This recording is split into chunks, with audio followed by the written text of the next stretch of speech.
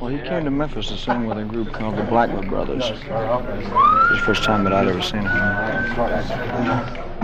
How did you run into him this time? Just in Vegas? I just realized that they were available. And he'd formed a new quartet called Stamps. And I listened to some of the records, and they had all this power. Well, he made the stamps, he brought them in. He put them together. One was his nephew, and one was his son-in-law. The other two, I don't know where they came from. But each one of the guys individually are good, as you can Oh, yeah, see. I noticed. See, we come from a different background. We come from the Middle West or from the West Coast. You don't hear this too much. So we don't hear this. So we see a bunch of guys that has a whole different kind of level of meaning to us because it's just not part of our background. See? But like everybody comes from the same background, or is that's as much to you guys as it is to a kid in California growing up and surfing or Little League baseball. It's kind of like roots. We grew up with it, you know, from the time I can remember, like 2 years old. I grew up with this because my folks took me there. And when I got old enough, I started to sing in church. And That's how you got into singing? Well, it's one of the ways. One of the ways. You know, yeah. But I liked all type of music. You know, when I was in high school, I had records about Mario Lanza and the Metropolitan Opera. I loved music. The Spanish, I liked the Mexican flavored songs. But this is so music. But this thing here, the gospel thing is just. Excuse me. The gospel is really what we grew up with, you know, more than anything else. It shows in the music too, because there's a kind of if you've seen Baptist choirs, there's a kind of intensity about it. And it's the same kind of intensity, electricity that you have on stage. And there it comes out of almost every song. It's a kind of a soul. It comes from way deep strength inside. that's inside. Yeah. It just isn't singing notes. It's singing something that seems to come from very deep inside of you. And at certain times you push out, you know, pull in. Just a part of you. You don't really think about it. When I was in France about 3 or 4 years ago, and I was doing a film on Jean-Claude Keely. And I asked him just offhand who was his favorite singer. And he said, he says, Elvis Presley.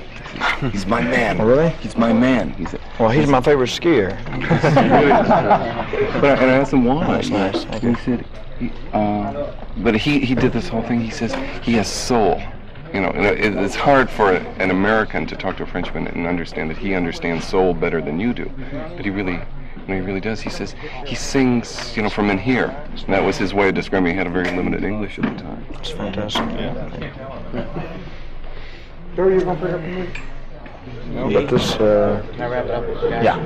Okay. Oh, this is very, All right, boys, put it away. this is very basic. When we get through our work, what we have to do, we usually wind up doing this. And you're doing it because you want to do it. We do it because we want to do it, you know. In Las Vegas, after he's done 2 shows, everybody's tired. They're up in the suite singing all night till like 6, Yeah, 7 in the morning. we'll do 2 shows a lot of times, and we'll go upstairs and sing until daylight. You know, gospel songs. How do you do it? How do you... Not too often. When you're working every night there.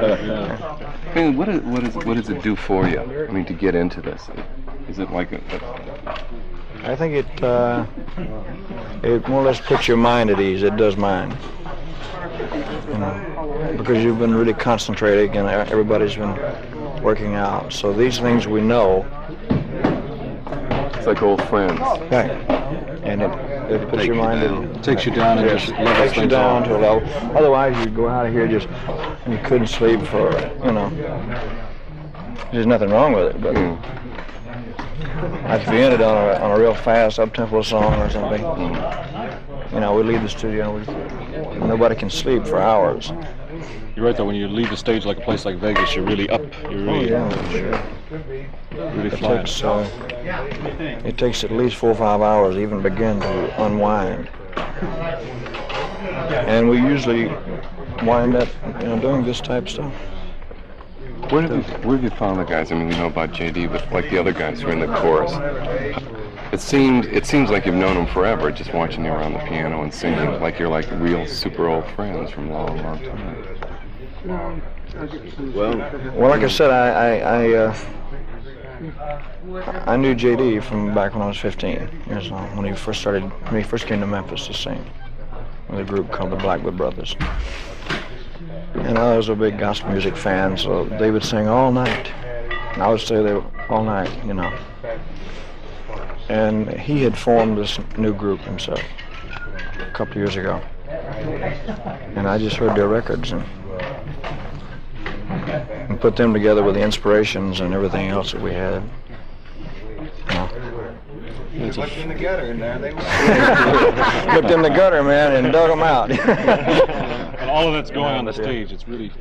But then when you put it all together,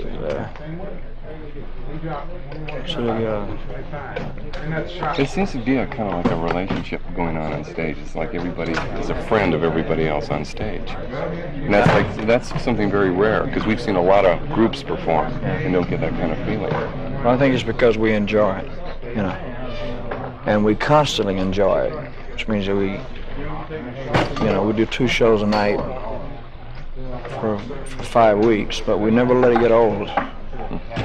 Every song is like we do it for the first time, and that's one of the secrets, you know. Well, like it's not a planned thing. You don't do the same sequence. Not necessarily. Yeah, we can change them around, but even if we do the same songs, they're new, and the sound is the feeling is there every time. It's a different feeling each time, right?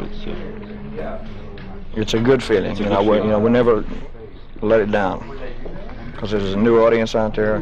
Plus, we enjoy what we're doing. Well, Elvis communicates with us, really. I mean, you really do from the stage. I've sung with a lot of people, but he has some way of keeping you interested and communicate between you and him. And, I'm not going to tell you how. You ain't going to tell us the secrets? Well, hell, we'll get out. Things that go on behind my back and things. No.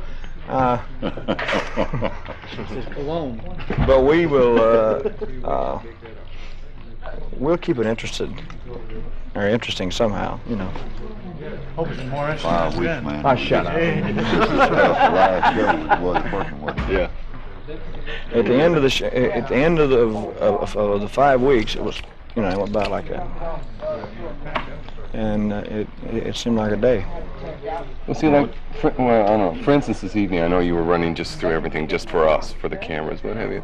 Which would seem like if you did the reverse on us and said, well, guys, just walk around with your cameras like you normally do, and the concert would be a drag to us because it would be hard for us to get up to that level.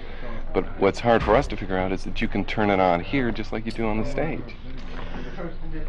Well, what's interesting about music and about all the people here, they find new sounds, and they do things differently themselves.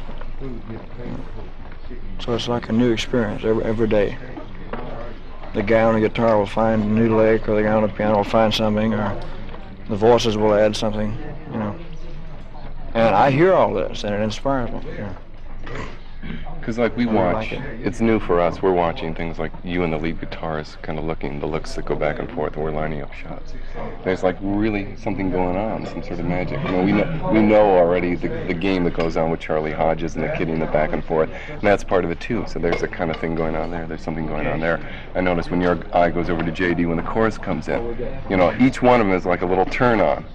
It's like a conversation that goes on, each one, but there's surprises. It's like in a it. feedback. It's a back and forth, and you're turning each other on. Well, that's what I mean. It never ceases. It goes on. And that's what we're looking for in the film. That's what the film has to explore totally. It's that whole electricity, that's just kind of circulating back and forth. I hope you find it. Hey, it's not. Well, we have to tell you, we looked and it wasn't there. Thanks. So we're wrapping.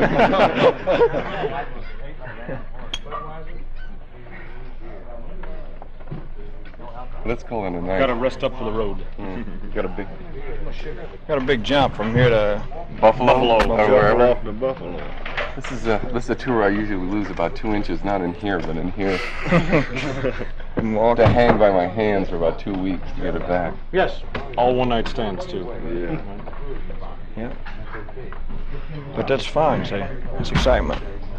It's, Got to figure out how to get a pin in each room for these guys to sing after the show. Oh, let's go home, everybody. I think so. Enjoyed it, fellas. How's it going? This is the only beginning of I think, a really enjoyable experience. Thank you. We'll do our best. I know you will. We'll try and do ours.